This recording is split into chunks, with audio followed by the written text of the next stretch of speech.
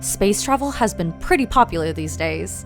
With the emergence of SpaceX and Blue Origin, it seems that everyone has been interested in an adventure past Earth's horizon. But have you ever wondered how you'll get food once you're light years away from home? Growing plants in space is actually happening as we speak, right here in the International Space Station, or ISS for short. Having plants on the ISS is a game changer. It does wonders for astronauts both mentally and physically, as they lift spirits, boost your mood, and even provide vital nutrients like vitamin C to help prevent health issues. We already know that plants need food, water, and sunlight to grow, but those resources are really hard to come by all the way in space.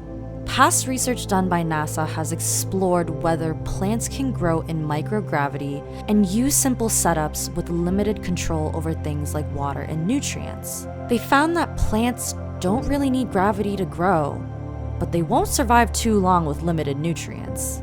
What matters most is if their roots have access to these nutrients. Roots grow to absorb anything that the plant needs to survive. So the more accessible the nutrients, the less the roots will need to spread, and the larger the plant will grow. But what if we take it to the next level? What would happen if we modified plant genetics to make them tougher, maybe drought resistant, and even speed up their growth? That might be the next big thing for systems like the Vegetable Production System, VEGgie for short, and its successor, the Advanced Plant Habitat, APH for short. These systems have been a big step for gardening equipment in space. So let's take a look at what we need to garden in the ISS. First, we'll need an enclosed container. The container keeps water and soil from floating around and messing with the sensitive systems in space. Next, nutrient pillows. These will deliver water and other necessary nutrients directly to the plant roots in microgravity. And of course, light.